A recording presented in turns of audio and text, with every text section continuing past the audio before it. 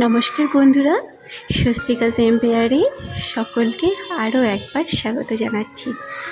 আশা করি আপনারা সকলে খুব ভালো আছেন। আজ নীল পুজো বা নীল ষষ্ঠী। নীল পুজো হলো সনাতন ধর্মীদের এক লোকাচার। আজকের দিনে সমস্ত মায়েরা তাদের সন্তানদের মঙ্গল কামনায় সারাদিন নির্জল উপবাস থেকে শিবের মাথায় জল ঢেলে তারপরে জল গ্রহণ করেন। নীল পুজো পালন করা হয় চৈত্র সংক্রান্তির আগের দিন। নীল ষষ্ঠী হচ্ছে নীল অর্থাৎ মহাদেব এবং নীলাবতীর বিবাহের দিন। এই দিনটিকে নীল ষষ্ঠী রূপে পালন করা হয়। প্রত্যেক বছরের মতো এবারও আমি নীল ষষ্ঠীর উপবাস রেখেছি এবং আমার বাড়ির পাশে একটি জায়গায় আমি চড়কের স্থানে নীলের মাথায় জল ঢেলে আমার ব্রত উদযাপন করব। আমি আর আমার যা দুজন মিলেই এই ব্রত করি, তাই আমরা দুজনে একসঙ্গে রেডি হয়ে চলে যাব জল ঢালতে।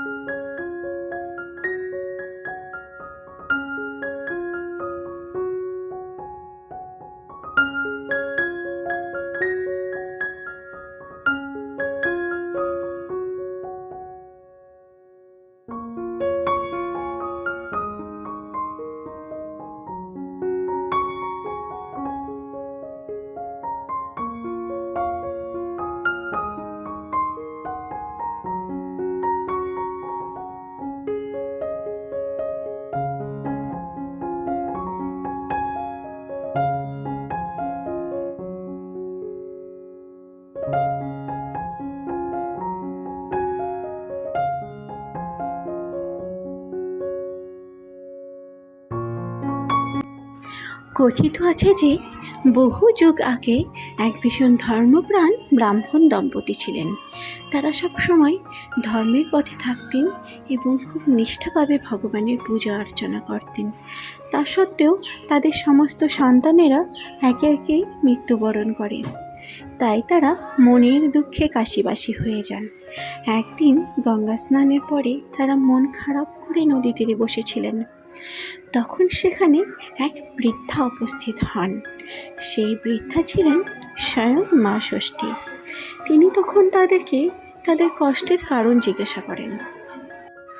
তখন সেই ব্রাহ্মণ দম্পতি বলেন যে তাদের সমস্ত সন্তানেরা একে একে কীভাবে মৃত্যুবরণ করেছে।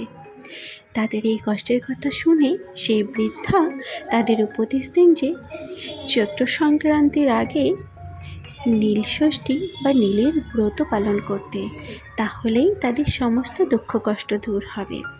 সেই বৃদ্ধার কথা মতো তারা নিজ গৃহে ফিরে আসেন এবং নীল ষষ্ঠী পালন করেন। খুব নিষ্ঠা ভরে নীলের ব্রত উদযাপন করেন।